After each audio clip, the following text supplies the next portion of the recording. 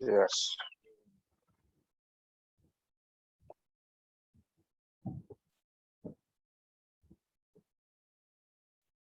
What is the score? What is?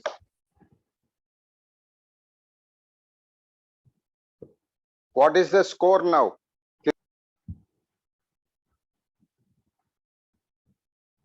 एकोहम पंचधा जातः, एक हूँ ज भगवान कहे छे, पद्म पुराण नो श्लोक छे आ।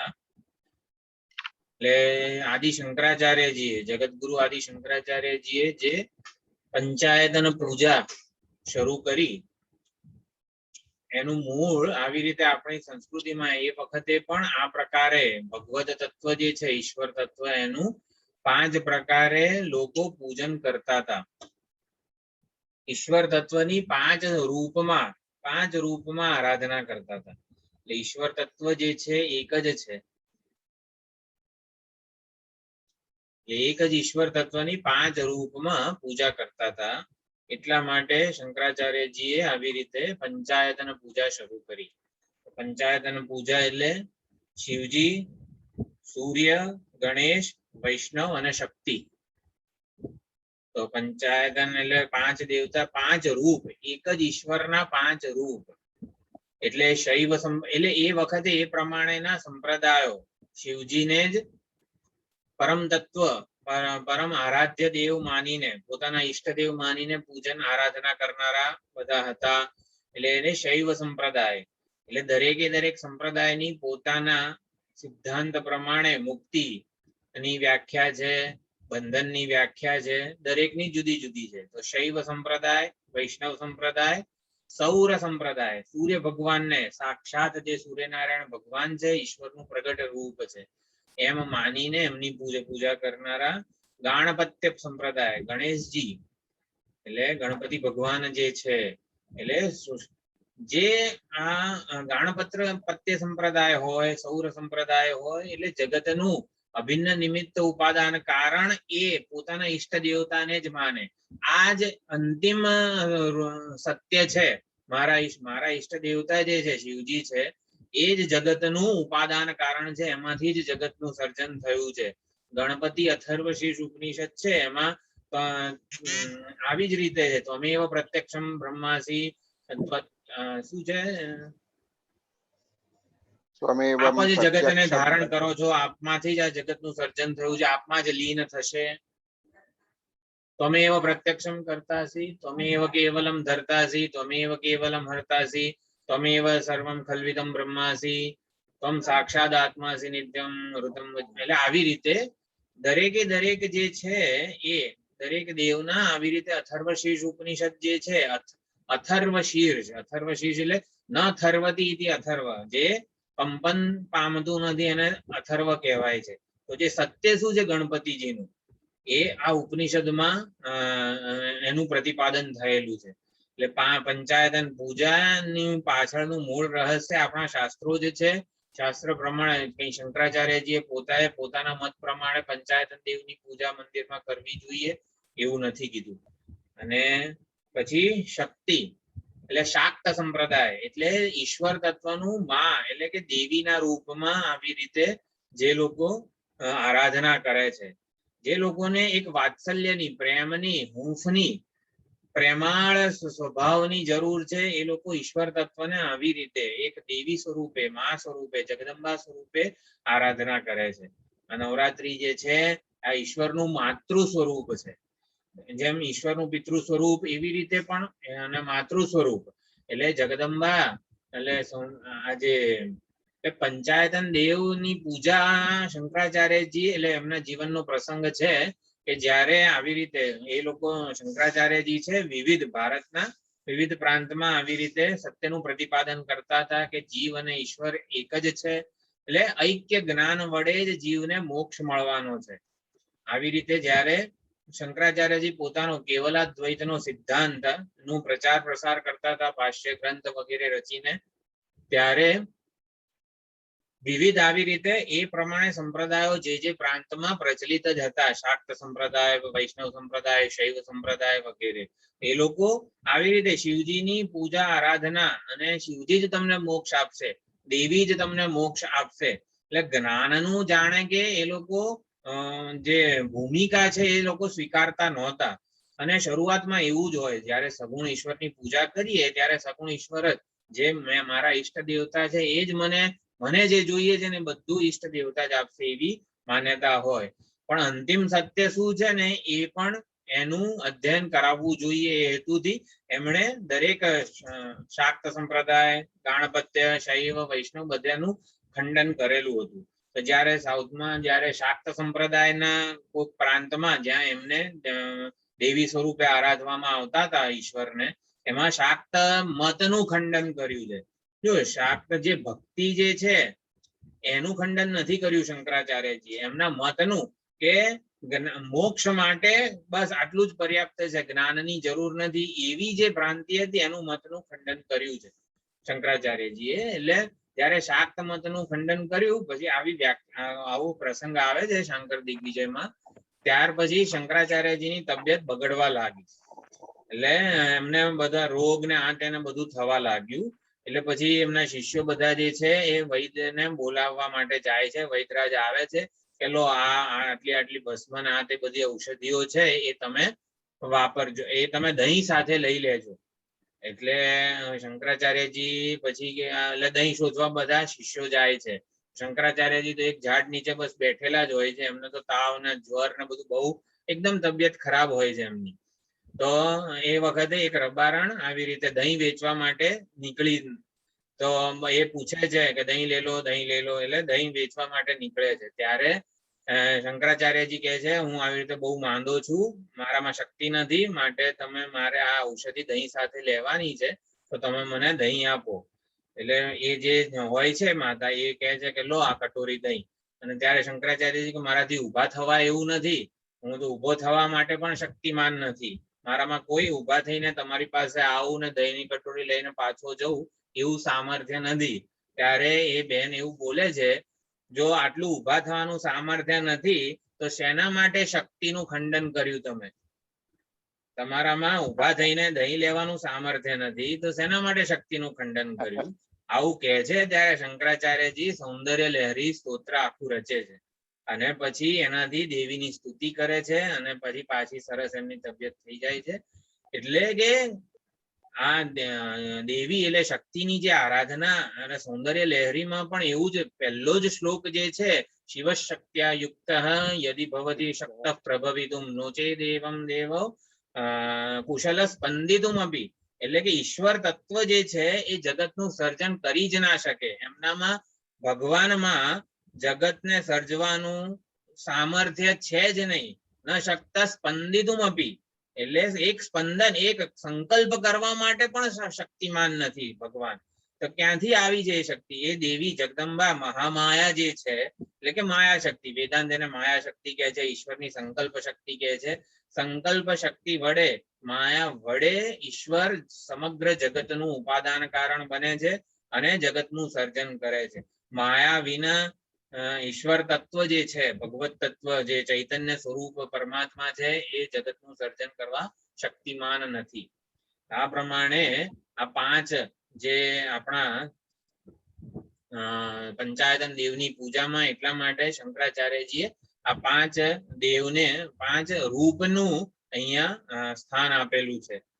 એટલે ગાણપત્ય સંપ્રદાય સૌર એટલે સૂર્ય ભગવાનને ગાયત્રી મંત્રમાં પણ જે પ્રતિકોપાસના છે એમાં સૂર્યને જ પરમાત્માનું સાક્ષાત સ્વરૂપ માનીને આરાધના થયેલી છે.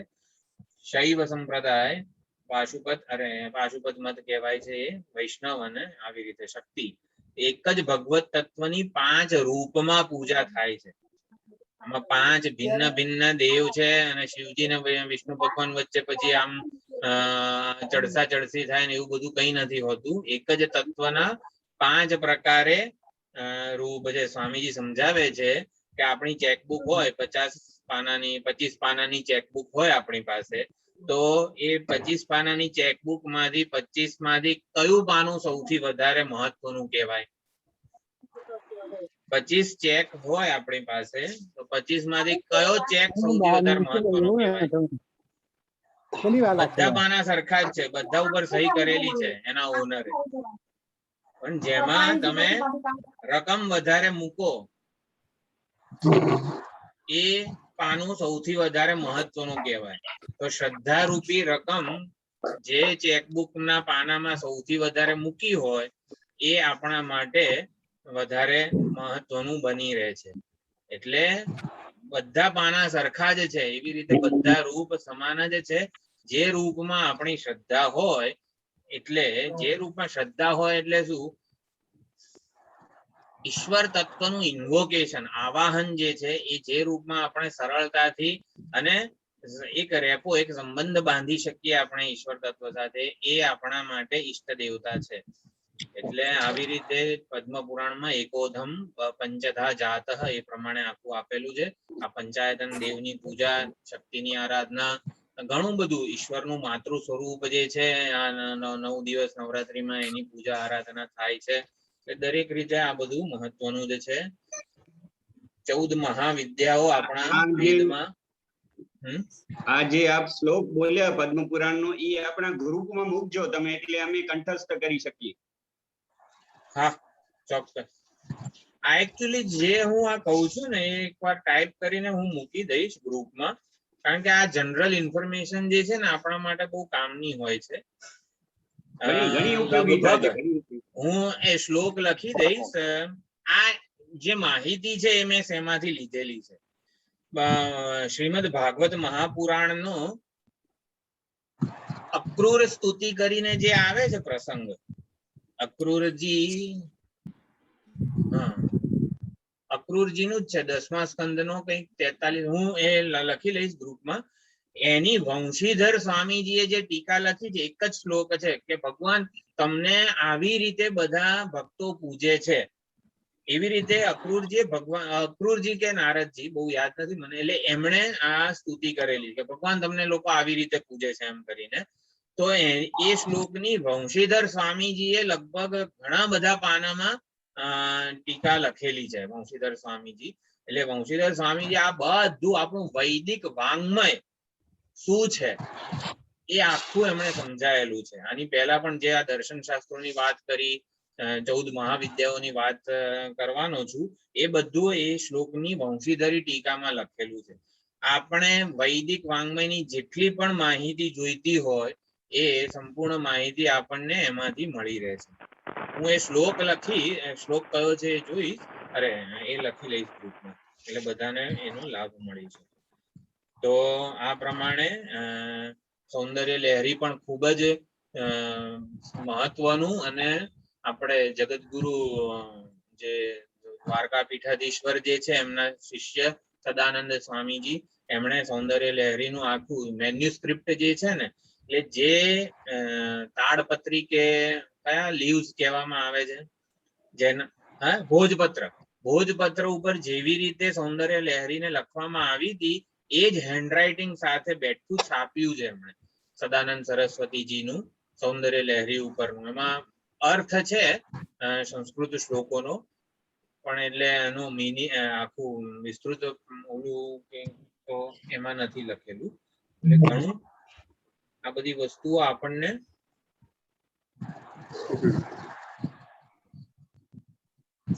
સગુણની પૂજા આરાધના કરવાથી વેદાંત માર્ગના સાધક માટે આ સગુણ ઈશ્વર તત્વ ભગવાનની આરાધના અથવા તો ભગવાનના ભક્ત બનવું ખૂબ જ જરૂરી છે. અને તો જ એ વેદાંતનો, એટલે વેદાંત ઈશ્વર તત્વની વિચારણા વગર અધૂરું છે. એટલે એનો તાત્પર્યાર્થ પકડાય એવું નથી.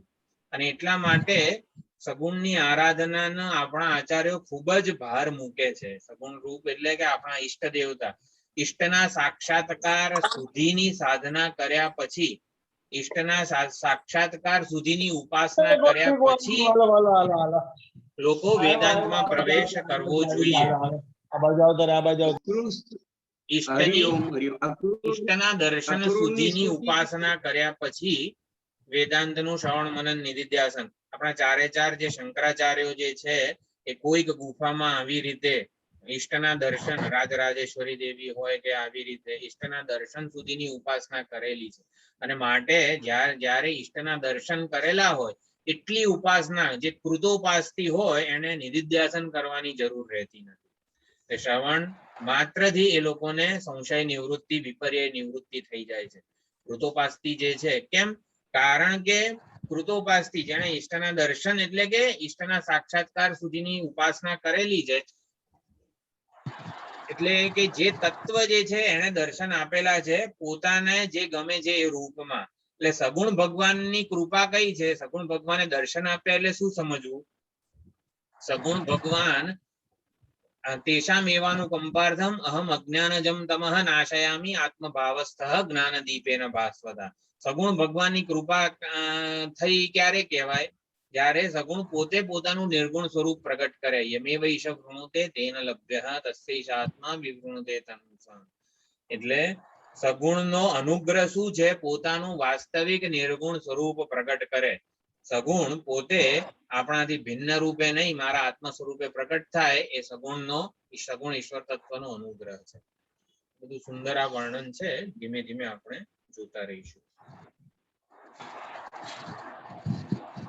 હવે ઓમ સહના ભવતુ સહનૌ ભુનક્તુ સહ વીર્યં કરવાવહૈ તેજસ્વિનાવધીતમસ્તુ મા વિદ્વિષાવહૈ. ઓમ શાંતિ શાંતિ શાંતિ.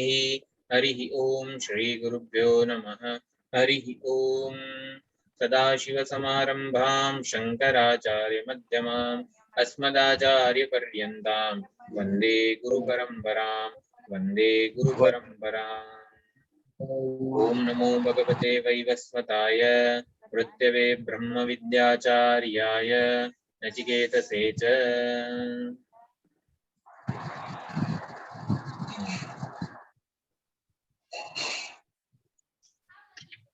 બારમો મંત્ર છે. આત્મા વિશે જે એમણે પ્રશ્ન કર્યો છે એવા પ્રશ્નકર્તાની અહીંયા સ્તુતિ થઈ રહી છે. અને એનું ફળ શું છે એ પણ આ 12મા અને 13મા મંત્રમાં યમરાજા પ્રતિપાદિત કરે છે. જ્યારે વિવેક ચૂડામણીમાં પણ શિષ્ય ગુરુની શરણે જાય છે ત્યારે એક આપાતકાલીન પ્રશ્ન, એટલે કે ભગવાન આવા દુઃખથી, સંસારના દુઃખથી મારે છૂટવું છે, એક આપાત પ્રશ્ન હોય, એનો આપાત ઉપદેશ પણ હોય. કથમ તરેયમ ભવસિંધુમેતમ કાવા ગતિર્મે કતમોસ્ત્યુપાયઃ જાનેન કિંચિત કૃપયા મામ પ્રભો સંસાર દુઃખ ક્ષતિમાપનુષ્વ. આ સંસાર દુઃખથી મને મુક્ત કરો ભગવાન. ભવસિંધુમેતમ કાવા, મારી શું ગતિ થશે જો હું સંસારમાં જ રહીશ તો? એનાથી છૂટવાનો ઉપાય શું છે? આપાત પ્રશ્ન છે. એટલે કે કોઈ માણસ કઈક દાઝેલો આવ્યો હોય તો સૌથી પહેલા શું કરવાનું? એને ફર્સ્ટ એડ આપવી પડે. કોઈ માણસ દાઝી જાય તો ભાઈ 108 બોલાવીએ કે ટૂંકમાં ફર્સ્ટ એડ આપવી પડે, અને પછી આપણે એને ડોક્ટર પાસે લઈ જઈએ. ડોક્ટર એની સાચી ચિકિત્સા કરે. સાચી ચિકિત્સા કરવામાં નિષ્ણાત જોઈએ અને ડોક્ટર જોઈએ અને બધું, પણ ફર્સ્ટ એડ ની જરૂરિયાત શું છે? તાત્કાલિક શાંત કરવો પડે એ જે રોગ કે જે હોય એને. તો એવી રીતે નચિકેતાનો જે પ્રશ્ન હતો કે નચિકેતાએ કયો પ્રશ્ન પૂછ્યો? યેયમ પ્રેતે વિચિકિત્સા મનુષ્ય સ્થિત્યે કે નાયમ અસ્થિતિ ચૈકે. આ દેહાંતર સંબંધી આત્માનું સ્વરૂપ શું છે? એટલે કે આ આત્મા આ શરીરના વિદાય પછી રહે છે કે નહીં, એ પ્રમાણે એને જિજ્ઞાસા વ્યક્ત કરી. તો આવી રીતે આ આપાત ઉપદેશ છે. એ આત્મતત્વ આવું છે, એના સ્વરૂપનું અહીંયા પ્રતિપાદન થઈ રહ્યું છે. તમ દુર્દર્શન ગૂઢમ અનુપ્રવિષ્ટમ વગેરે રીતે અત્યાર સુધી એ આપાત ઉપદેશ છે. પછી પાછો 14મા મંત્રમાં પાછો જેમ વિવેક ચૂડામણીમાં પણ કો નામ બંધઃ કથમેશ આગતઃ, ગુરુજીના આપાત ઉપદેશ પછી એક ફંડામેન્ટલ આ બંધન આવ્યું કઈ રીતે, બંધનનું સ્વરૂપ શું છે, એમ કરીને શિષ્ય 7 પ્રશ્નો પૂછે છે. એ પરિપ્રશ્ન કહેવાય છે. તો એનો પછી એના વિસ્તાર રૂપે આખી વિવેક ચૂડામણીના 500 શ્લોકો છે. તો એવી જ રીતે અહીંયા પણ 12મા અને 13મા મંત્ર સુધી આવી રીતે યમરાજાનો આપાત ઉપદેશ છે. પછી 14મા મંત્રથી પાછો નચિકેતા એક મૂળભૂત પ્રશ્ન જે છે એને પ્રગટ કરવાનો છે. તો આ 12મો મંત્ર જે છે એની વિચારણા આપણે થઈ રહી હતી. તો હું એકવાર બોલું છું 12મો મંત્ર. તમ દુર્દર્શમ ગૂઢમનુપ્રવિષ્ટમ ગુહાહિતમ ગહ્વરેષ્ઠમ પુરાણમ અધ્યાત્મયોગાધિગમેન દેવમ મત્વા ધીરો હર્ષશોકૌ જહાતિ. મત્વા એટલે સાક્ષાત કૃત્ય જાણીને એ આ પ્રમાણે જે પરમાત્મા સ્વરૂપ જે છે આત્માના વાસ્તવિક સ્વરૂપને જાણીને ધીર જે વિવેકી જે છે એ હર્ષ શોકથી મુક્ત થઈ જાય છે, હર્ષ અને શોકને છોડી દે છે, હર્ષ અને શોકથી પ્રભાવિત થતો નથી. આ આત્મજ્ઞાનનું ફળ કીધું. તો આત્માના લક્ષણો શું છે, કેવો છે આત્મા? તો આ બધા જે અહીંયા 5 જેટલા ઘણા 5-6 જેટલા સ્વરૂપ લક્ષણો કીધા છે. દરેકે દરેક સ્વરૂપ લક્ષણ નો એક અર્થ અહીંયા આવી રીતે પ્રતીત થાય છે. આ દુર્દર્શમ ગૂઢમ અનુપ્રવિષ્ટમ ગુહાહિતમ આ બધું એક સાક્ષી જે છે, જે તમપદ શોધિત તમપદ નો લક્ષ્યાર્થ જે છે એને લાગુ પડે છે. એટલે દુર્દર્શમ સાક્ષીને કોઈ જાણી નથી. આ બધા લક્ષણોનો અર્થ સાક્ષી થાય, આ બધા લક્ષણો અર્થ ચૈતન્ય થાય. એટલે આવી રીતે દરેકે દરેક જ્યાં જ્યાં પણ સ્વરૂપ લક્ષણની વાત આવે છે ત્યાં આવી રીતે સમજવાનું હોય. કોઈ એક જ એટલે લક્ષ્યાર્થ એટલે કે તીર એક જ વસ્તુ ઉપર દોરવામાં આવતું હોય છે. તો દૂરદર્શમ કેમ કીધું? કારણ કે ઇન્દ્રિય મન બુદ્ધિના પ્રત્યેગાત્મા રૂપે રહેલો છે. જે અંતરાત્મા હોય એ દૂરદર્શ જ હોય. એ દુઃખેન દ્રષ્ટુમ શક્ય એટલે કે સીધો જણાય નહીં. પ્રકાશક હોય એ સીધો જણાય નહીં. જેમ કે આ ક્લિપ છે આપણને સરળતાથી જાણી શકીએ છીએ, પરંતુ ક્લિપ શેના લીધે જણાય છે? પ્રકાશને, સૂર્યના પ્રકાશને લીધે જણાય છે. તો સૂર્યના પ્રકાશની આપણે નોંધ જ લેતા નથી. તો એવી જ રીતે આ જે અંતરાત્માને લીધે આ ઇન્દ્રિયો મન બુદ્ધિ પોતપોતાના વિષયોનું ગ્રહણ કરે છે, પણ એની નોંધ it is taken four granted એટલે કે એની નોંધ લઈ શકાતી નથી. માટે એને દૂરદર્શન કીધું. ગૂઢમ અનુપ્રવિષ્ટમ રહસ્યમય છે. એ ક્યાં પ્રકાશક છે? ક્યાં હોય તો દેખાવો તો જોઈએ ને. કે ગૂઢમ અત્યંત ગૂઢ છે. અનુપ્રવિષ્ટમ બુદ્ધિની અંદર એ છુપાયેલો છે. નિકટતમ છે, સૌથી વધારે. એને શોધવા જવાની જ જરૂર નથી. જાણનારો જે છે એ પ્રત્યેક જ્ઞાનમાં સ્પષ્ટપણે પ્રગટ થતો હોય છે, પરંતુ આપણે એને આવી રીતે ઓળખી શકતા નથી. એ નિત્ય જણાયેલો જ છે, પરંતુ ઓળખી શકાતો નથી. ઓળખાણ માટે લક્ષણ જોઈએ. તો લક્ષણ અહીંયા આ બધા મંત્ર, આ 12મા અને 13મા મંત્રમાં આવે છે. અનુપ્રવિષ્ટમ એટલે કે અંદર જ છે. અંદર છે એટલે શું? વેદાંતમાં જ્યારે પણ સર્વાંતર અથવા તો અંદર છે, આત્મા ક્યાં છે, પરમાત્મા ક્યાં છે, સુખ ક્યાં છે, પૂર્ણતા ક્યાં છે, તો કે અંદર છે, આપણી અંદર છે. તો અંદરનો અર્થ વેદાંતમાં શું થાય? પ્રત્યક્ષ સ્વરૂપે છે, હું રૂપે છે, એને જ અંદર કહેવાય. આત્મા તો સૂક્ષ્મ છે, સૂક્ષ્મથી સૂક્ષ્મ છે, અણુથી પણ અણુ છે. એટલે ભાઈ કામ નાનો એવો છે, એટલે નરી આંખે જોઈશું તો મળશે. એટલે સૂક્ષ્મ નો અર્થ પણ પ્રત્યક્ષ છે, હું સ્વરૂપે છે, જાણનારા સ્વરૂપે છે, એવું સમજવાનું. ગુહાહિતમ બુદ્ધિરૂપી ગુફામાં છે. બુદ્ધિ જ્યારે રજસ અને તમસ ગુણના વિક્ષેપને લીધે આત્મા જેવો છે ને એવો જણાતો નથી. એટલે બુદ્ધિ જ્યારે સાત્વિક હોય, વિશુદ્ધ સત્વ પ્રધાન બને અંતઃકરણ, ત્યારે ગુહાહિતમ એટલા માટે કીધું છે કે એને જે સાક્ષી જે છે, જ્યારે બુદ્ધિમાં રજસ તમસ વગેરે હોય ત્યારે એ જ સાક્ષી કરતા ભોગતા જણાય. એ જ સાક્ષી આવી રીતે અનેક પ્રવૃત્તિ કરનારો, અનેક કર્મના ફળ ભોગવનારો જણાય છે આપણને જીવાત્મા. પરંતુ એ જ જ્યારે બુદ્ધિ વિશુદ્ધ સત્વ બને, અંતઃકરણ જ્યારે વિશુદ્ધ સત્વ બને, અંતઃકરણની શુદ્ધિ થાય, એને જ્ઞાન પ્રસાદ કહેવામાં આવ્યું છે. તો જ્ઞાન પ્રસાદ જ્યારે થાય ત્યારે આ ગુહાહિતમ જે સાક્ષી એના વાસ્તવિક સ્વરૂપે જણાય છે. સાક્ષીનું વાસ્તવિક સ્વરૂપ શું છે? સાક્ષીનું વાસ્તવિક સ્વરૂપ, સાક્ષીનું નિરૂપાધિક સ્વરૂપ. સાક્ષી એટલે હું જાણનારો, એનું સોપાધિક સ્વરૂપ અત્યારે કરતા ભોગતા પ્રમાતા દ્રષ્ટા શ્રોતા મનતા વિજ્ઞાતા છે. અસ્થિ ભાતિ પ્રિય એને સાક્ષી કહેવાય. જે શુદ્ધ અસ્તિત્વ સ્વરૂપ છે, શુદ્ધ ચૈતન્ય સ્વરૂપ છે, નિર્વિકાર છે, નિરૂપાધિક છે, આ બધા સાક્ષીનું લક્ષણ સ્વરૂપ કહેવાય. સાક્ષીનું નિરુપાધિક સ્વરૂપ, કોઈ ઉપાધિ વગરનું એનું સ્વરૂપ કેવું છે? વાસ્તવિકતા જેને કહેવાય. નિર્ગુણ નિરાકાર. હા, નિર્ગુણ નિરાકાર. નિર્ગુણ નિરાકાર. ઘટાકાશનું વાસ્તવિક સ્વરૂપ શું છે? ઘટ માટી. ઉપાધિને બાદ કરી દો, નિરુપાધિક સ્વરૂપ. માટી. માટી. ઘટાકાશનું કહું છું. ઘટા આકાશ. ઘટાકાશનું વાસ્તવિક સ્વરૂપ, કોઈ ઉપાધિના આકાશ. સંદર્ભ વગરનું ઘટાકાશનું વાસ્તવિક સ્વરૂપ. આકાશ. માત્ર આકાશ મહાકાશ. કે મહાકાશ. આકાશ. એવી રીતે સાક્ષી કોને કહેવાય? કે જે આ ઉપાધિમાં પણ શુદ્ધ અસ્તિત્વ સ્વરૂપ છે, શુદ્ધ ચૈતન્ય સ્વરૂપ છે, માત્ર આનંદ ઘન સ્વરૂપ છે. એવો જે સાક્ષી છે, ઉપાધિના સંદર્ભ વગરનું નિરુપાધિક સ્વરૂપ, વાસ્તવિક સ્વરૂપ બ્રહ્મ છે, પરિપૂર્ણ છે, સર્વાત્મા છે. સાક્ષીનું વાસ્તવિક સ્વરૂપ બ્રહ્મ છે, સર્વાત્મા જેને કહેવાય. એ જ સાક્ષી બધી ઉપાધિઓમાં છે એવું સમજવાનું છે. આત્માનું એકત્વ જેને કહેવાય છે, એટલે શું?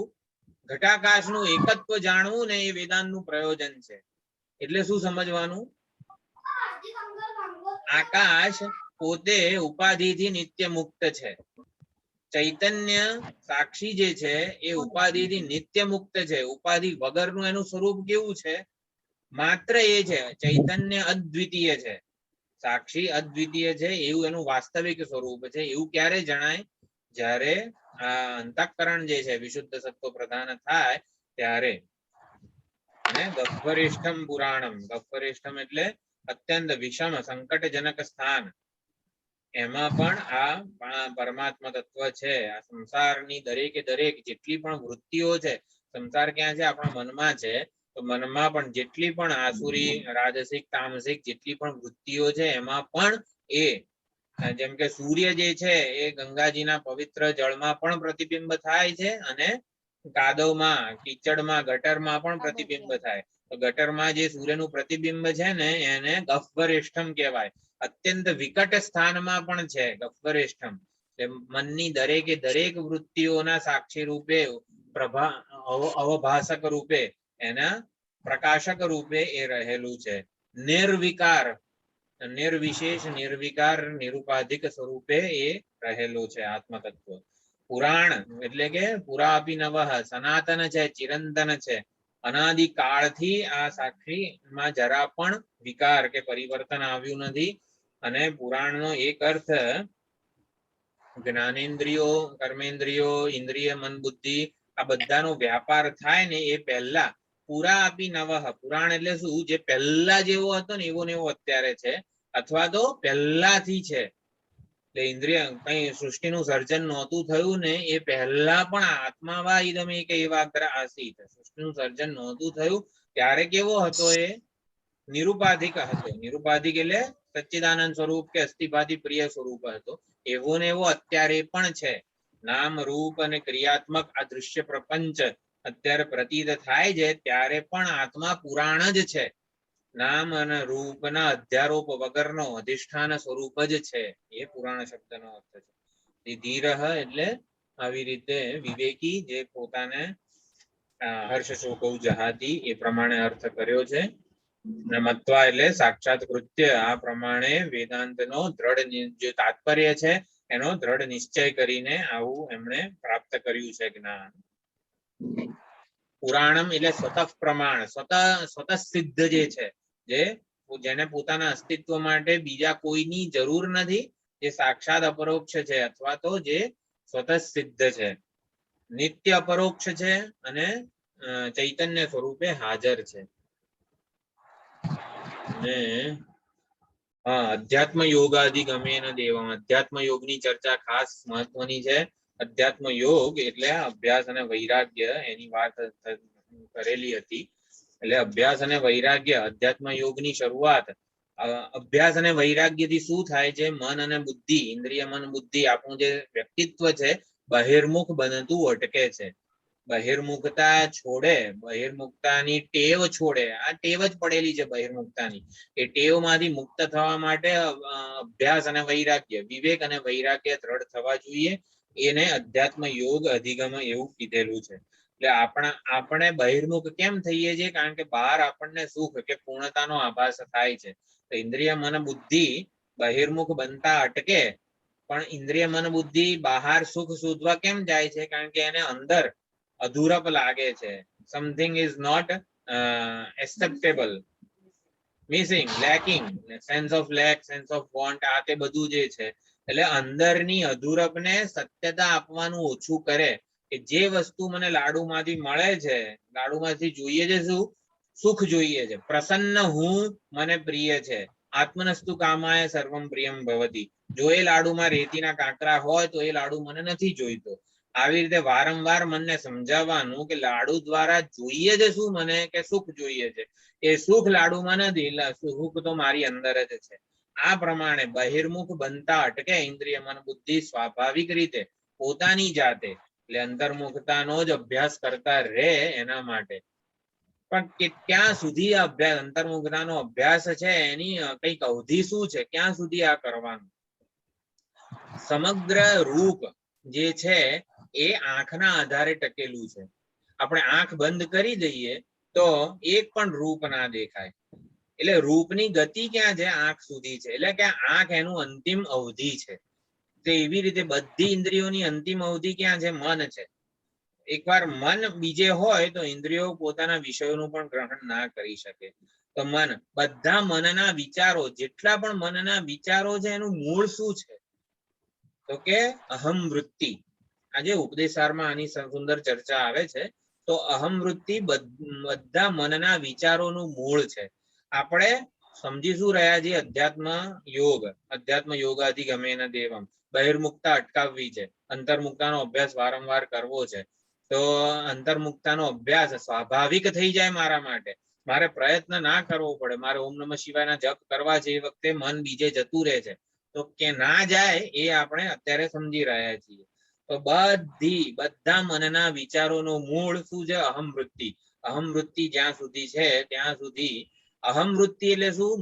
મારા વિશેનો ખ્યાલ. એટલે કે હું જિજ્ઞાસુ સાધક છું એવો જો મારા વિશેનો ખ્યાલ હોય તો પછી મારી ઇન્દ્રિય મન બુદ્ધિ એ પ્રમાણે વિચારે, એ પ્રમાણે કર્મ કરે, એ પ્રમાણે વિષયનો વ્યવહાર કરે. મારા વિશેનો જે ખ્યાલ છે ને, એ જ સૌથી વધારે અગત્યનો છે. એ આપણે વેદાંત શાસ્ત્રના જ્ઞાનથી સુધારવાનો છે. હું વિશેની ગેરસમજને લીધે જ ઇન્દ્રિયો મન બુદ્ધિ પોતાના વિષયોમાં જાય છે, બહિર્મુખ થાય છે, સુખ શોધે છે, અને પછી અધપતન નોતરે છે, અનર્થોને નોતરે છે. તો હું વિશેની સાચી સમજ, એને અધ્યાત્મ યોગ કહેવાય. આ અહમ વૃત્તિ, જેમ કે હું વિદ્યાર્થી છું એવું જ્યારે એવું તાદાત્મ્ય હોય, એવું પોતાના વિશેનો દ્રઢ નિશ્ચય હોય, એ જ ભણવા બેસે. કોઈ વિદ્યાર્થી કે મને વાંચવામાં બહુ મજા નથી આવતી, આવું બધું શું વાંચ કરવાનું? આ ફિઝિક્સ ને કેમેસ્ટ્રી ને અથવા તો જે પોતાના સબ્જેક્ટ આવતા હોય, વિદ્યાર્થીને મજા નથી આવતી વાંચવામાં. કેમ નથી આવતી મજા? હું વિદ્યાર્થી છું એવું તાદાત્મ્ય અભિમાન જ નથી થતું. હું વિદ્યાર્થી છું એવો પોતાના વિશેનો દ્રઢ નિશ્ચય હોય, ભાઈ મારે હું 10મા ધોરણમાં છું એવી પોતાના વિષયની 10મા બોર્ડનો એક્ઝામ આપવાની છે, આ વગેરે જે છે, હું વિદ્યાર્થી અભિમાન હોય તો ઓબ્વિયસલી ભણવામાં મજા આવે જ.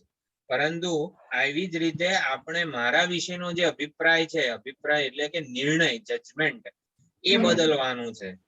અત્યાર સુધી હું અજ્ઞાની, આવી અવિવેકી, કામી એવો મારા વિશેનો ખ્યાલ હોય તો પછી ઇન્દ્રિયો મન બુદ્ધિ બહિર્મુખ થાય જ. પરંતુ હવે હું અધ્યાત્મ યોગાધિગમેન દેવમ મત્વા ધીરો હર્ષ શોકૌ જહાતિ. હું ધીર, વિવેકી છું. મારા વિશેનો જે નિર્ણય છે એ જ્યારે બદલાશે તો આપોઆપ બધી વૃત્તિઓ અંતર્મુખ બનશે. એટલે મારે શું જોઈએ છે એની સ્પષ્ટતા, એને ધીર એટલે કે વિવેકી કીધું. અને હું કોણ છું એટલે હું બ્રહ્મ છું, તો એ પ્રમાણે બ્રહ્મ છું એવું જ દ્રઢ નિશ્ચય પહેલા થવો જોઈએ. કે પછી આમાં શું થાય છે કે આ મને આટલી બધી ઈચ્છાઓ છે, મારામાં કામ ક્રોધ છે, રાગ દ્વેષ છે, તો હું ક્યાંથી બ્રહ્મ હોઈ શકું? એટલે સત્યતા ભાઈ મારામાં રાગ જ દ્વેષ છે એમ માનીને મારા બ્રહ્મત્વનો હું વિચાર કરું છું હું કઈ રીતે બ્રહ્મ હોઉં એવું નથી કરવાનું. સત્યને પકડી રાખવાનું છે હું બ્રહ્મ છું. હવે વિચાર કરો કે રાગ દ્વેષ કઈ રીતે હોઈ શકે બ્રહ્મમાં.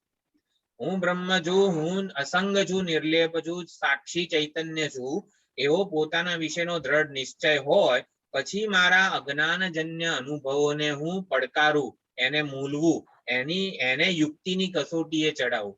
હું બ્રહ્મ હોઉં તો બ્રહ્મ તો સચ્ચિદાનંદ સ્વરૂપ છે. બ્રહ્મ કે આત્માનું સ્વરૂપ શું છે? સચ્ચિદાનંદ એ એનું સ્વરૂપ છે. બ્રહ્મ કે આત્મા એનો સ્વભાવ શું છે? સ્વભાવ અને સ્વરૂપ. સ્વરૂપ સચ્ચિદાનંદ અસ્થિભાતિ પ્રિય જ્યાં દૂરદર્શન ગૂઢમ અનુપ્રવિષ્ટમ આ બધું સ્વરૂપ લક્ષણ કહેવાય. સ્વરૂપ સચ્ચિદાનંદ છે. સ્વરૂપ હંમેશા પારમાર્થિક હોય. પારમાર્થિક સ્વરૂપ છે ભાઈ. ચૈતન્ય સ્વરૂપ જે છે એ પારમાર્થિક છે.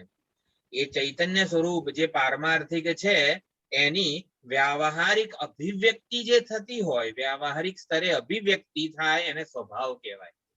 આનંદ મારું સ્વરૂપ છે. જો હું આનંદ સ્વરૂપ હોઉં તો એવા આનંદ સ્વરૂપ હું બ્રહ્મની વ્યાવહારિક અભિવ્યક્તિ પ્રેમ, કરુણા, અહિંસા, સત્ય આવા સ્વરૂપે થાય. એટલે જેટલા પણ મૂલ્યો જે છે અહિંસા, સત્ય, અભયમ, સત્વ, સંશુદ્ધિ 16મા અધ્યાયના અને 13મા અધ્યાયના બધા એ આત્માનો સ્વભાવ છે.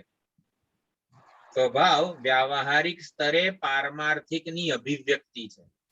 પારમાર્થિક સ્વરૂપ છે એની વ્યાવહારિક સ્તરે જે અભિવ્યક્તિ થાય એને સ્વભાવ કહેવામાં આવે છે. તો આ પ્રમાણે આ સમજવાનું છે. હું સાધક છું, હું જિજ્ઞાસુ સાધક છું, આ બ્રહ્મ જ્ઞાનનો સાધક છું, અનન્ય વરણ મારે કરવાનું છે વગેરે પોતાના વિશેના દ્રઢ નિશ્ચયો હોય ત્યારે પછી આ અંતર્મુક્તાની યાત્રા અત્યંત સરળ થાય. અંતર્મુક્તાની મેં આ શરૂઆતમાં જ કીધું કે અંતર્મુક્તાની યાત્રા ઈશ્વરના અનુગ્રહ વિના પૂરી થાય એવી નથી. એટલે ઈશ્વરનું શરણ, ઈશ્વર શરણથી જ આપણે બહિર્મુખ બનીએ છીએ કેમ? કર્તૃત્વ અને ભોક્તૃત્વનું અભિમાન છે. મારે કંઈક તો કરવું પડશે ને સુખી થવા માટે. સુખી કે સલામતી મેળવવા માટે મારે કંઈક તો કરવું પડશે ને. હું બ્રહ્મ છું એવું બસ આમ સમજીશું તો કઈ સુખી થોડું થવાશે. કે સલામતી જેને કહેવાય, સલામતી ક્યાંથી મળશે હું બ્રહ્મ છું એમાં? એટલે અભય ભયદર્શિન એવું માંડુક્ય કારિકામાં આવશે. અભય સ્વરૂપ બ્રહ્મથી પણ લોકો ભય પામે છે. સલામતી માટે બહિર્મુખ થાય છે. એ બહિર્મુખતાનું મૂળ કારણ આ કર્તૃત્વનું અને ભોક્તૃત્વનું અભિમાન છે. તો કર્તૃત્વનું અભિમાન માત્ર ને માત્ર ઈશ્વરના શરણાગતિથી જ જાય. એટલે કે એટલા માટે ભક્ત હૃદય બનવાની જરૂર છે સાધકે કે યોગ અને ક્ષેમની ચિંતા જેટલી થશે ને ત્યાં સુધી આ કર્તૃત્વ રહેવાનું જ છે. કર્તૃત્વથી મુક્તિ હંમેશા ઈશ્વરના સર્વ સામર્થ્યની શરણાગતિથી જ થતું હોય છે. કર્તૃત્વથી મુક્તિ, યોગક્ષેમની ચિંતામાંથી મુક્તિ. એટલે અધ્યાત્મ યોગનો હું અભ્યાસુ ક્યારે બનું? જ્યારે માત્ર ને એટલે જ્યારે આ ઈશ્વરનું સર્વ સામર્થ્ય જોઉં. કોરોનામાં કોઈ ડોક્ટરને જ કેટલી ચિંતા થતી હોય, કોઈ એમડી જે આપણા ફેમિલી ફિઝિશિયનો હોય આ સેકન્ડ વેવ વખતે ડોક્ટરોને જ કેટલા બધાને કોરોનાની ચિંતા કે આટલા બધા કોરોનાના પેશન્ટને હું જોઈશ તો મને જ નહીં થઈ જાય કોરોના, પછી મારા ઘરવાળાને પણ કેટલું બધું, હું ઘરે જઉં તો. એટલે ઘણા ડોક્ટરો આમ ઓલું નહોતા કરી શકતા પ્રેક્ટિસ કે આ કઈ રીતે થશે કોરોનામાં પ્રેક્ટિસ. યોગ અને ક્ષેમની ચિંતા સ્વાભાવિક છે થવી. તેનાથી મુક્તિ કઈ રીતે મળે? ઈશ્વરના સર્વ સામર્થ્યના સ્વીકાર માત્રથી જ આ મુક્તિ મળે છે. એકવાર આ હજી ટોપિક અધૂરો છે, આ આપણે બીજી વાર જોઈન થઈએ.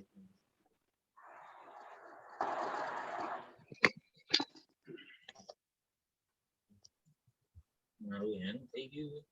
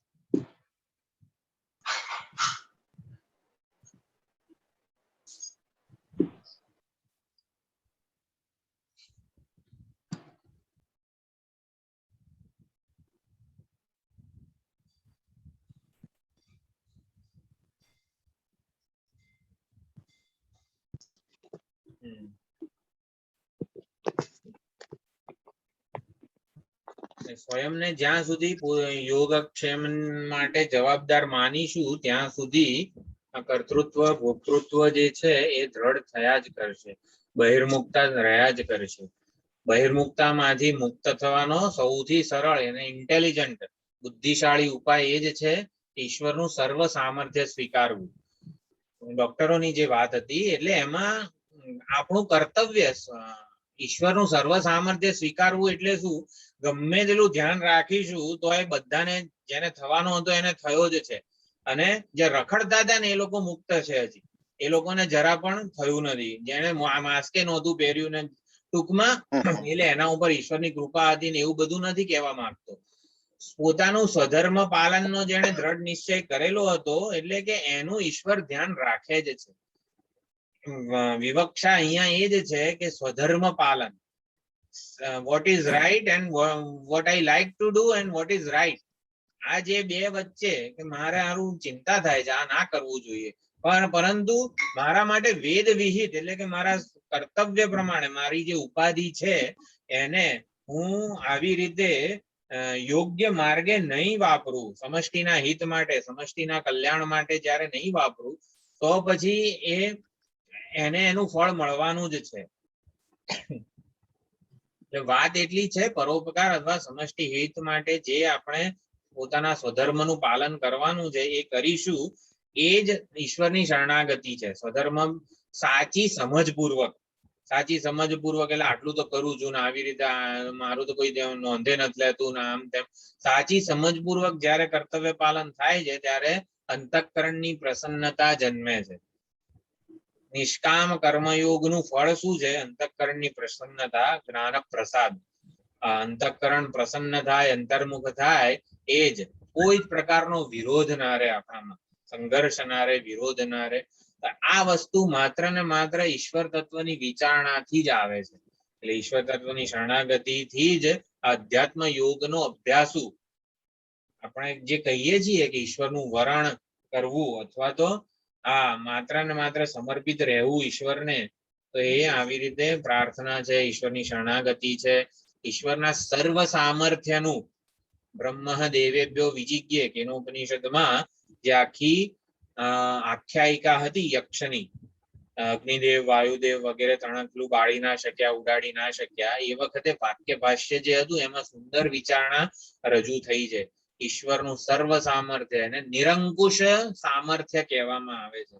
એટલે એની શરણ સ્વીકારીએ તો જ આ ઉપાધિના સામર્થ્યનું અભિમાન દૂર થાય એવું છે. તો આવી રીતે અધ્યાત્મ યોગનો પથિક ક્યારે બને છે સાધક? આવી રીતે ઈશ્વર તત્વની શરણાગતિથી, એની ઉપાસનાથી. આવી નિષ્કામ ઉપાસના જે છે, આરાધના, પોતાના સ્વધર્મ પાલન વગેરેથી આ કર્તૃત્વ ભોક્તૃત્વ અથવા તો યોગ અને ક્ષેમની ચિંતામાંથી મુક્ત થઈએ છીએ આપણે. અને અધ્યાત્મ યોગનો અંતિમ અર્થ આ અહમ વૃત્તિનું અધિષ્ઠાન. મેં કીધું કે હું વિદ્યાર્થી છું એવું હોય તો જ આપણને ભણવામાં રસ જાગે. એવી રીતે હું વિશેનો જે ખ્યાલ છે એનું શુદ્ધિકરણ ધીમે ધીમે, હું ભક્ત છું શરૂઆતમાં, હું આવી રીતે મારા કર્તવ્ય મારે કરવાના છે એટલે હું વિશેના ખ્યાલ ધીમે ધીમે એનું શોધન થતું જાય. એમ કરીને અહમ વૃત્તિનું મૂળ અધિષ્ઠાન શું છે જેના લીધે આ ઇન્દ્રિયો મન બુદ્ધિ પોતાના વિષયોમાં જાય છે. તો અહમ વૃત્તિનું મૂળ અધિષ્ઠાન શું? અહમ વૃત્તિ પોતે અધ્યારોપ છે ને એવું ખબર પડે. આ સુંદર વિચારણા ઉપદેશ સારમાં છે અહમ વૃત્તિની. તો અહમ વૃત્તિની મૂળ સ્વરૂપ શું છે? અહમ વૃત્તિ એ માત્ર આ સાક્ષી પરનો, ચૈતન્ય પરનો અધ્યારોપ માત્ર જ છે. આવી રીતે અહમના મૂળ સુધી પહોંચવાનું છે. એ અહમના મૂળ રૂપે જે ચૈતન્ય વિલસી રહ્યું છે એ સાક્ષી હું બ્રહ્મ છું. આવી રીતે ચિન્માત્રોહમ સદાશિવ. સુંદર ચર્ચા ઉપદેશ સહસ્ત્રીમાં પણ થઈ રહી છે. આવી રીતે આ દ્રઢ નિશ્ચય મત્વા હર્ષ શોકૌ જહાતિ, અજ્ઞાનના સર્વ કાર્યોમાંથી મુક્તિ મળે છે. હવે એનું સાધન આત્મ મત્વા હર્ષ શોકૌ જહાતિ. મત્વા તો એને સાક્ષાત્કાર કરીને આત્મતત્વનું વાસ્તવિક સ્વરૂપ સમજીને ઓળખીને. તો કઈ રીતે આત્મતત્વના વાસ્તવિક સ્વરૂપને ઓળખવાનું છે એના સાધનો આ 13મા મંત્રમાં કહેવામાં આવેલા છે. તો 13મો મંત્ર હું બોલું છું. એતચ્છુત્વા સંપરિગૃહ્ય મર્ત્યઃ પ્રવૃહ્ય ધર્મ્યમણુમેતમાપ્ય સમોદતે મોદનીયમ હિ લબ્ધ્વા વિવૃતમ તદ્મ નચિકેતસં મન્યે. તો અહીંયા શ્રુત્વા સંપરિગૃહ્ય અને પ્રવૃહ્ય એટલે આવી રીતે આચાર્યો શ્રવણ મનન નિધિધ્યાસન આત્મજ્ઞાનના સાધનોની ચર્ચા છે. શ્રવણ મનન અને નિધિધ્યાસન. તો એ ખાસ ધ્યાન રાખવાનું.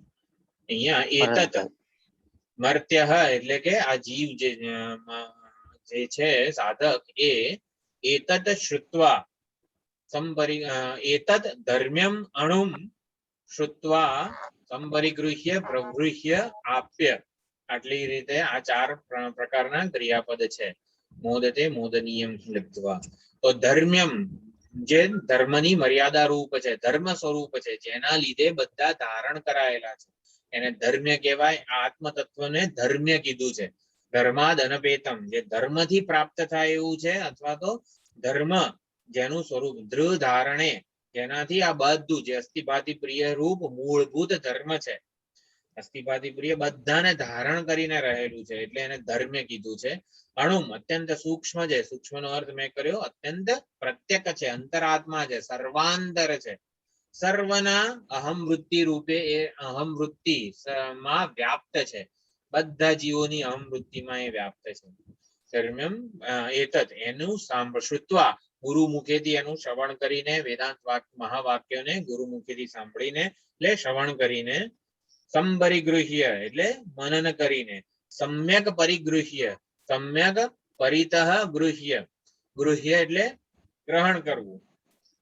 ક્લિપને મેં ગ્રહણ કરી કહેવાય. પરિગૃહ્ય એટલે સંપૂર્ણ રીતે ગ્રહણ કરવું. આ ક્લિપ શું છે એ વિશે આ ક્યાંથી બનીને કોની છે એનું વજન શું છે ને બધું આપણે જાણી લીધું હોય એને પરિતઃ ગૃહ્ય કહેવાય. એટલે સંપૂર્ણ રીતે એને ગ્રહણ કર્યું કહેવાય. ને સંપરિગૃહ્ય એટલે સમ્યક પરિગૃહ્ય એટલે બધી રીતે વિચારણા કરીને એનું મૂળ ઉપાદાન શું છે અસ્થિભાતિ પ્રિય એવી રીતે એટલે કે બધા એને કસોટ વિચારની પ્રત્યેક અનુભવોની કસોટીએ ચડાવીને એનું સ્વરૂપ શું છે એ સમજવું આત્મતત્વનું. એ સમ્યક પરિગૃહ્ય એટલે મનન. મનન એટલે જે શ્રવણ કરેલું છે આપણે એને યુક્તિની કસોટીએ ચડાવીને આપણા અનુભવના સ્તરે લાવવું. શ્રવણ કરેલો અર્થ બુદ્ધિમાં છે અને બુદ્ધિમાં જે જ્ઞાન કે જે સમજ આવેલી છે it should translate in our life.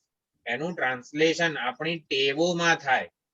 હું બ્રહ્મ છું એ જ્ઞાન મારી ટેવ હેબિચ્યુઅલ ફેકલ્ટી બની જાય. મારી લાગણીના સ્તરે પણ એ અભિવ્યક્ત થાય. એ ક્યારે થાય? મનન થાય ત્યારે. અથવા તો સમજને લાગણીના સ્તરે લાવવું એ મનન છે. હું બ્રહ્મ છું તો પછી મને રાગ દ્વેષ કેમ હોય એના માટે યુક્તિપૂર્વક હું બ્રહ્મ છું ને માટે રાગ દ્વેષ અધ્યારોપિત જ હોવા જોઈએ. એ માત્ર ને માત્ર અહંકારમાં પ્રતીતિ કાળે એટલે કે એનું વાસ્તવમાં અસત જ છે એ કોને લાગેલા રાગી દ્વેષી છે કોણ એનો વિચાર કરીએ આપણે. એટલે આપણા પ્રત્યેક જ્ઞાનને આપણા પ્રત્યેક અનુભવોમાં આપણે ટ્રાન્સલેટ કરીએ એને મનન કહેવાય. એ સંપરિગૃહ્ય છે. પ્રવૃહ્ય એટલે નિધિધ્યાસન વડે. પ્રવૃહેત પણ સુંદર ક્રિયાપદ છે. આ જે કઠોપનિષદના બીજા અધ્યાયના છેલ્લા પ્રવૃહેત મુંજાદિ વેશિકામ એવી રીતે આવે છે. તો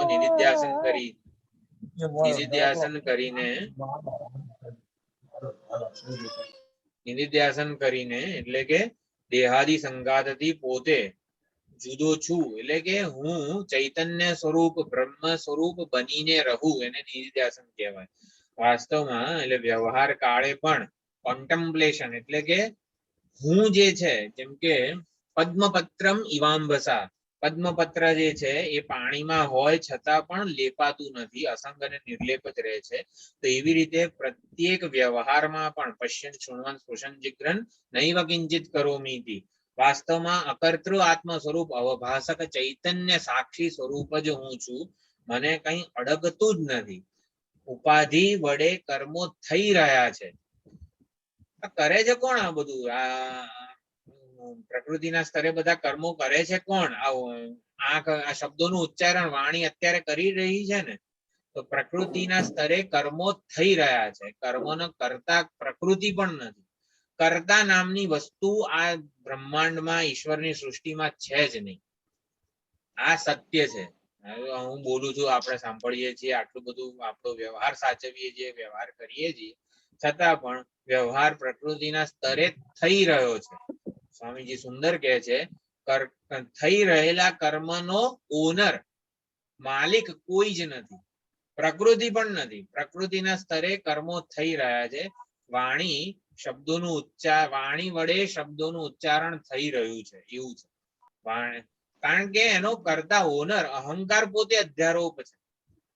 જે પોતે વદન વાક એમ કરીને જે વાણી ઇન્દ્રિય સાથે તાદાત્મ્ય કરે છે, એ હું શબ્દોનું ઉચ્ચારણ કરું છું એવું માને છે. હકીકતમાં શબ્દોનું ઉચ્ચારણ થઈ રહ્યું છે. એટલે આને નિધિધ્યાસન કહેવાય.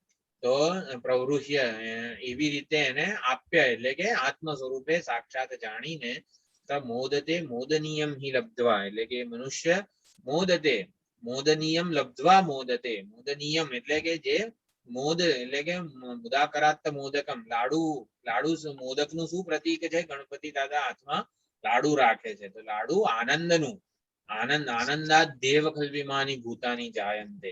તો આનંદ, હા, એટલે મોદતે એટલે અહીંયા આવી રીતે આનંદ સ્વરૂપ, પરમાનંદ સ્વરૂપનું અહીંયા ગ્રહણ કરવાનું છે. તો એવા મોદનીયમ પરમ આનંદ સ્વરૂપ આત્માને જાણીને લબ્ધવા, હું રૂપે પ્રાપ્ત કરીને, એનો લાભ, આનંદ સ્વરૂપ આત્માનો લાભ છે, એને પ્રાપ્ત કરીને મોદતે, બસ એ આનંદમાં જ નિષ્ઠ રહે છે.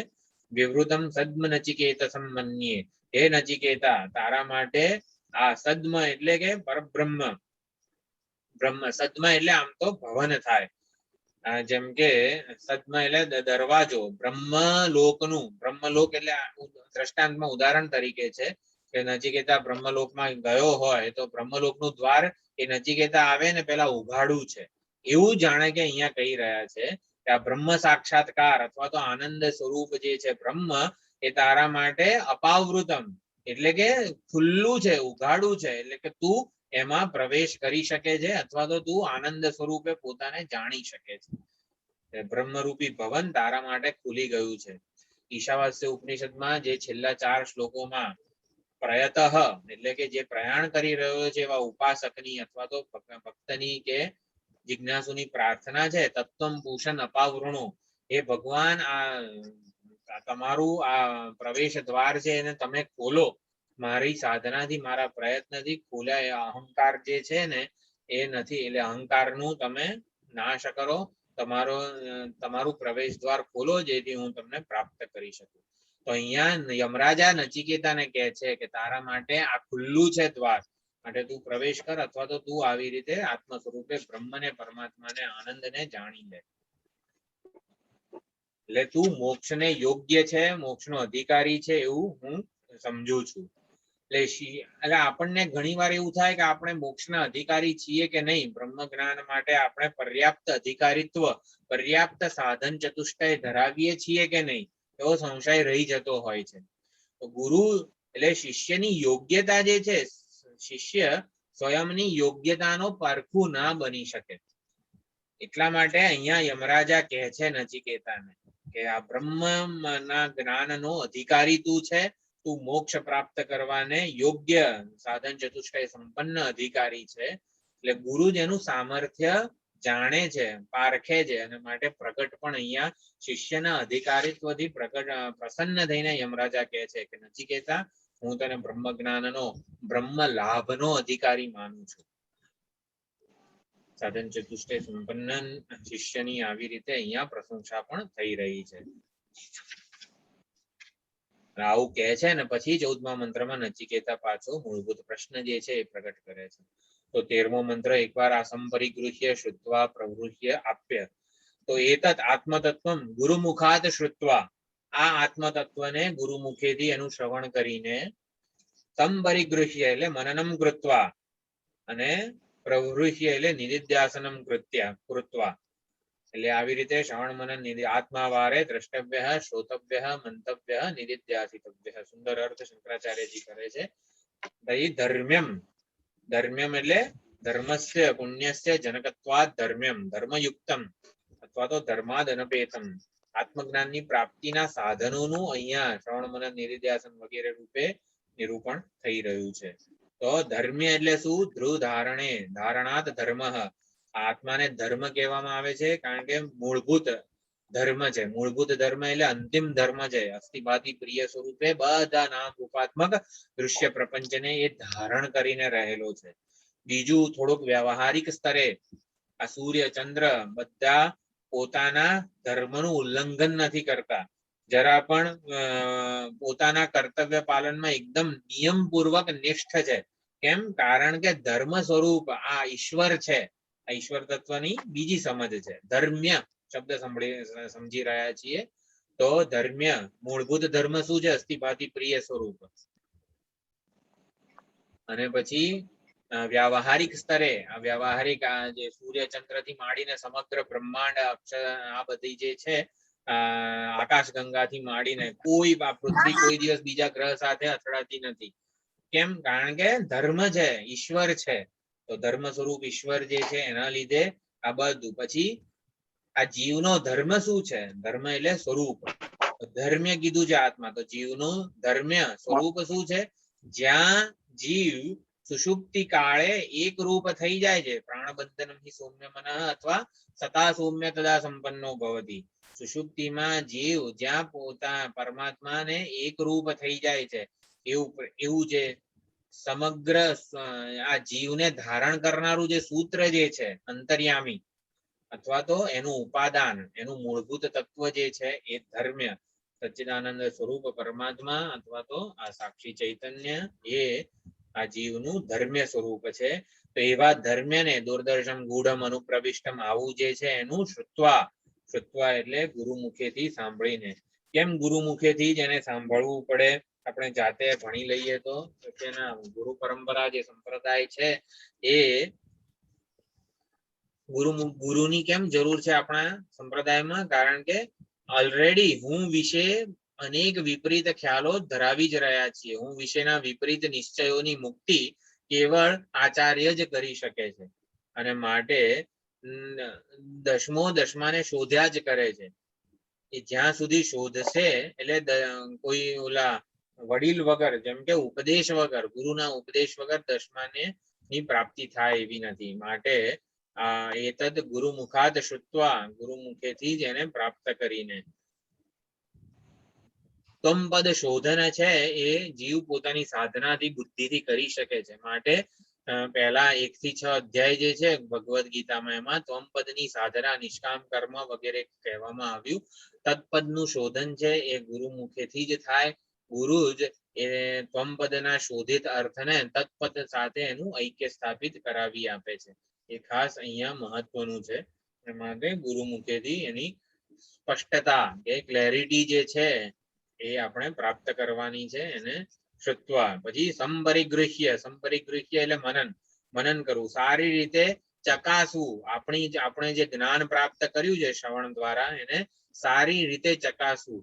વિચારની કસોટી. એને જેમ કે કુંભાર ઘડો બનાવે પછી એને ટીપે છે એટલે કે બરોબર એને ફર્મ દ્રઢ બનાવે છે.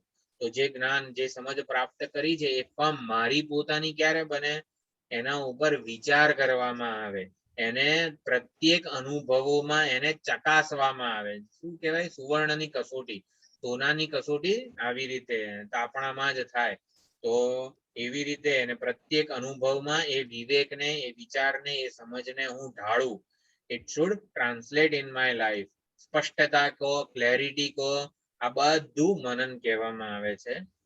તો પ્રત્યેક અનુભવમાં હું સત્યને વળગેલો રહું.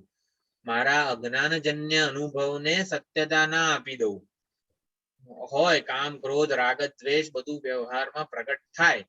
પ્રત્યેક વિચાર જે આવે છે આપણને પૂર્વના સંસ્કાર પ્રમાણે જ આવે છે. તો એના બદલે મારા અધ્યાત્મ યોગ એટલે કે મારા શ્રવણ કરેલા સંસ્કારોને વારંવાર દ્રઢ બનાવું. રાગ, દ્વેષ, કામ, ક્રોધ વગેરે જન્મે ત્યારે પણ સત્યતા હું મારા જ્ઞાનને, મારી સમજને આપું. એને સંપરિગૃહ્ય. પછી પ્રવૃહ્ય. પ્રવૃત્તિ એટલે નિધિધ્યાસન, હું બ્રહ્મ બનીને રહું. દેહાત્મ બુદ્ધિ અથવા તો અજ્ઞાન જે છે એને જરા પણ સત્યતા ના આપું. તો શું કરીએ, આ જ્ઞાન તો આપણે શ્રવણ તો કરીએ છીએ, પણ આ કષાય ને રસા બધા જેટલા પણ પ્રતિબંધો છે, રાગ દ્વેષ પ્રતિબંધ છે, વિષયાસક્તિ પ્રતિબંધ છે, જેટલા પણ પ્રતિબંધોની ચર્ચા આવે છે, એ પ્રતિબંધોનું વર્ણન સાંભળીએ તો આપણને એવું જ લાગે કે આ બધા પ્રતિબંધો આપણામાં છે.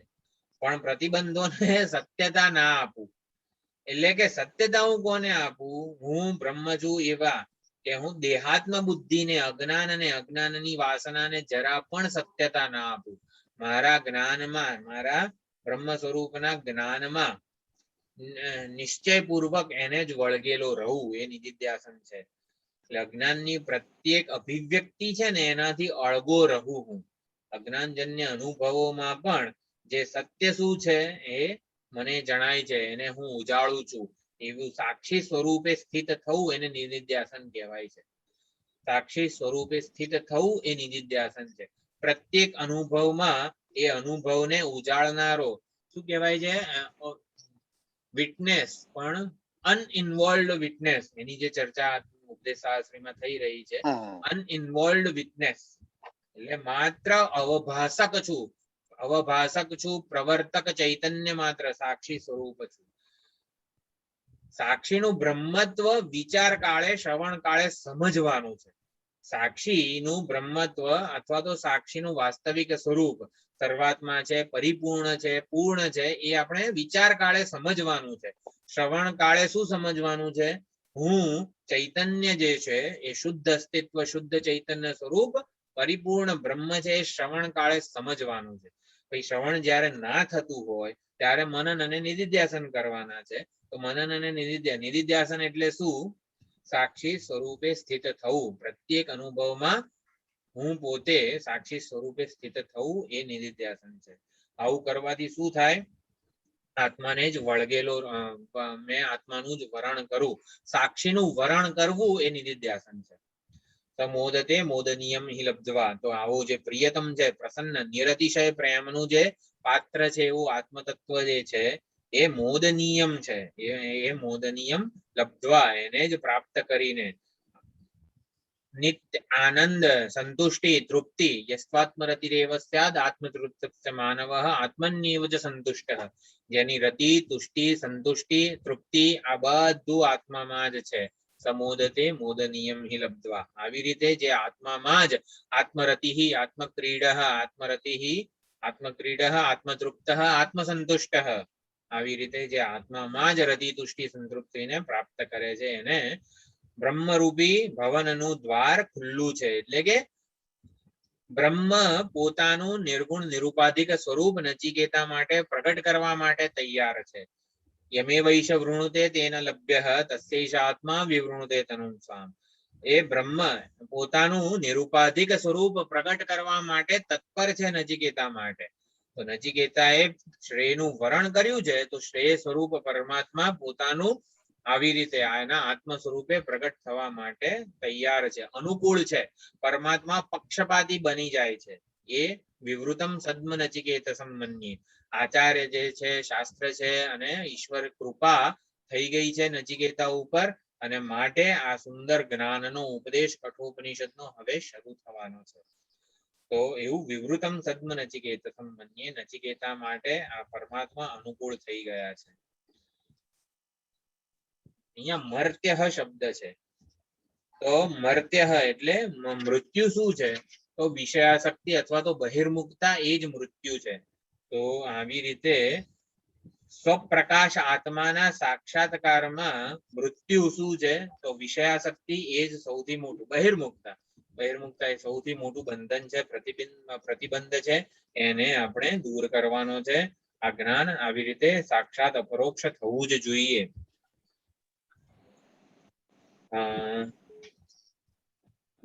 માટે આ સુંદર ચર્ચા અહીંયા 13મા મંત્ર 12માં શું ફળશ્રુતિ હતી, મત્વા ધીરો હર્ષ શોકૌ જહાતિ.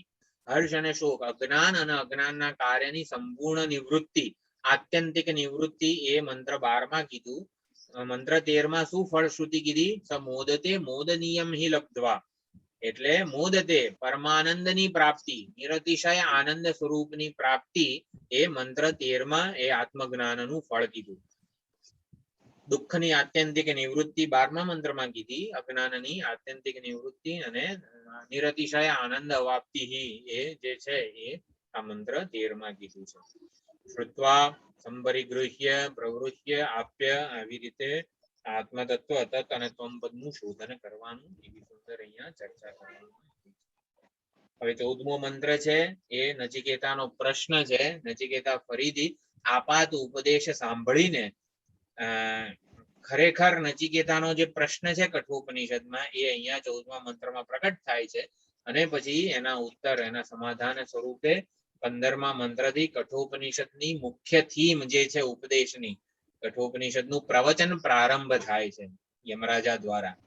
તો સુંદર ઉપદેશ જે છે 15મા મંત્રથી શરૂ થાય છે. 14મા મંત્રમાં એ પ્રશ્ન આત્મતત્વનું વાસ્તવિક નિરૂપાધિક સ્વરૂપ કેવું છે, જે આત્મતત્વમાં તમે નિષ્ઠ છો હે યમરાજા તે મને કહો, એનું અનાવરણ કરો મારી માટે, એવો અહીંયા પ્રશ્ન આવશે, જેનો આવતી વખતે વિચાર કરીશું. હવે એક તો નવરાત્રીના સુંદર આ પ્રસંગ છે. ગુરુવારે જે પહેલું નોરતું છે એ વખતે સ્વામીજીના પાઠ અને વગેરે થવાના છે. 9 થી 10:30 જેટલો ટાઈમ છે. એ પહેલા દિવસે તો વિચાર છે મારો પણ એ અટેન્ડ કરવાનો. એટલે ગુરુવારે તો ક્લાસ આપણે રાખતા નથી. મંગળવારે ફાવે એવું છે બધાને? અનમ્યુટ કરવું પડશે. આમ તો કઈ તકલીફ નથી. ફાવે એવું છે? યસ આ ફાવશે. ફાવશે આમ તો. હા, તો હા, પછી આવતા મંગળ આવશે. ગુરુ આપણે રાખીશું. વાંધો નહીં. આવતા મંગળ, હવે ટાઈમ 10:30 સુધી જો ત્યાં હોય સ્વામીજીના, 11 વાગે ફાવે એવું છે 11 વાગે બધાને કે ચાલુ. હા 11:40 આવશે. સુધી બરોબર. ચાલે? હા ચાલો, બ્રેક ન પડે એટલે 11 વાગે ચાલશે બરોબર. ચાલે. હવે તો આવતા મંગળવાર પૂરતું જ. લાઈવ આવવાનું છે હા? પાઠ સ્વામીજીના આઠ પાઠ આશ્રમમાં live આવે? 10:30 સુધી થવાના છે. એટલે અહીંયા અમને આવશે, લાઈવ આવશે. હા, નથી સંભળાતું.